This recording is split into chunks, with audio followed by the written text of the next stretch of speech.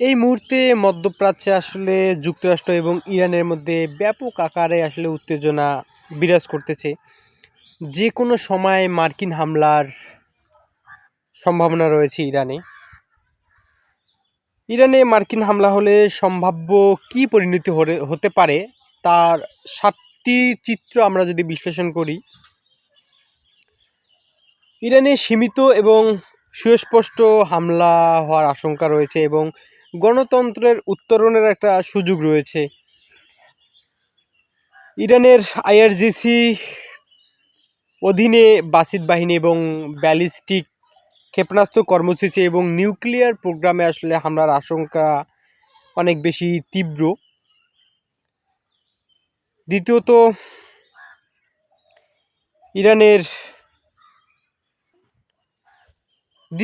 ইরানের শাসন ক্ষমতা টিকে থাকবে এবং কিছুটা নীতিতে সংযম চলে আসবে।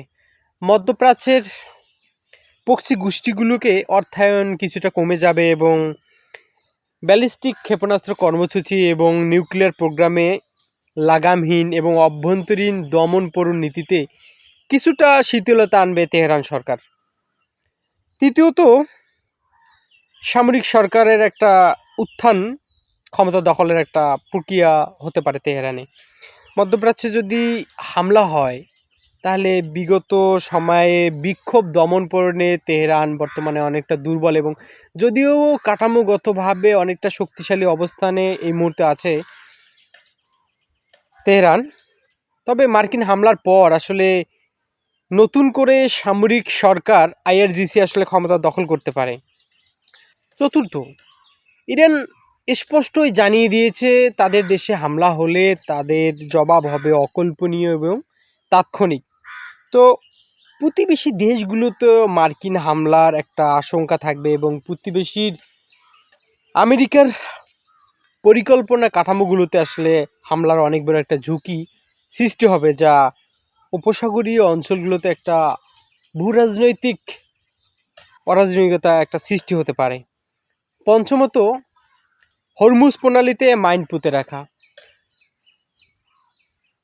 1/3 পরিমাণ তেল হরমুজ প্রণালী দিয়ে সারা বিশ্বে আসলে যাতায়াত ব্যবস্থা হয় হরমুজ প্রণালীতে।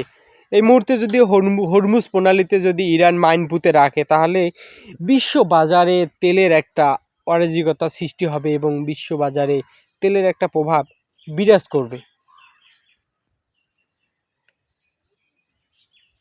মার্কিন যুদ্ধজাহাজে হামলা, একসাথে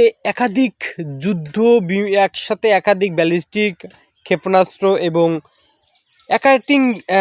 অ্যাটাকিং ড্রোন কিন্তু ইরানের সক্ষমতা একটা অন্যতম উদাহরণ, যে একসাথে একাধিক ড্রোন এবং ব্যালিস্টিক মিসাইল এবং নৌকা দিয়ে মার্কিন যুদ্ধজাহাজে কিন্তু হামলা করতে পারে ইরান। এই সক্ষমতা ইরানের আছে এবং এতে মার্কিন সরকার একটা রাজনৈতিক এবং একটা, যদি মার্কিন যুদ্ধজাহাজ যদি আসলে ক্ষতিগ্রস্ত হয় বা ধ্বংস হয়ে যায় তাহলে মার্কিন সরকার একটা অনেকটা চাপে এবং রাজনৈতিকভাবে একটা অপমানিত বোধ হবে। এবং সপ্তম যে নীতিটা আমরা বলতে চাচ্ছি সেটা হলো যে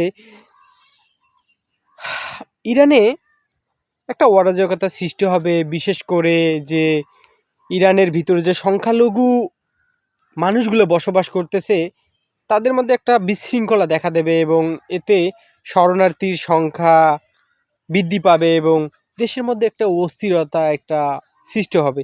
আসলে মধ্যপ্রাচ্যের অনেক দেশে আসলে ইরান সরকারের পরিবর্তন চাইলেও 9,30,00,000 জনগণের আসলে ভাগ্য নিয়ে কেউ ছিনিমিনি খেলতে কেউ চায় না।